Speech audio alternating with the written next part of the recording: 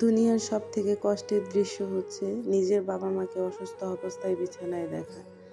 বাবা মা না, শুধু নিজের যে কোনো আপনজনকে আসলে অসুস্থ অবস্থায় বিছানায় থাকতে দেখাটা খুবই কষ্টের। আর বাবা মা তো বাবা মা, মানে এই কষ্টের আসলে কোনো শেষ নাই। আমার বাবা লাস্ট কতদিন ধরে অসুস্থ হয়ে এমন অবস্থায় হয়ে আছে। আমার বাবা সব সময় বাইরে ঘুরে বেড়াইতো, মানে ঘুরে বেড়াইতো বলতে কাজের সুবাদে যাইতো, আর আম্মা সব সময় রাগারাগি করতো, এত বাইরে যাও, এত বাইরে থাকো।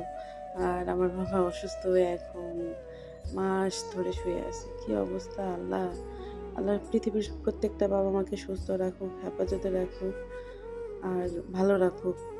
আসলে এই দৃশ্য চোখে দেখা যায় না, মানে আসলে কি কথা বলা যায় না। আচ্ছা, আপনারা সবাই যদি এই ডিজিটাল প্রেসারের ডিজিটাল মেশিন সম্পর্কে জানেন, আমাকে একটু জানেন তো আসলে এটা কেমন।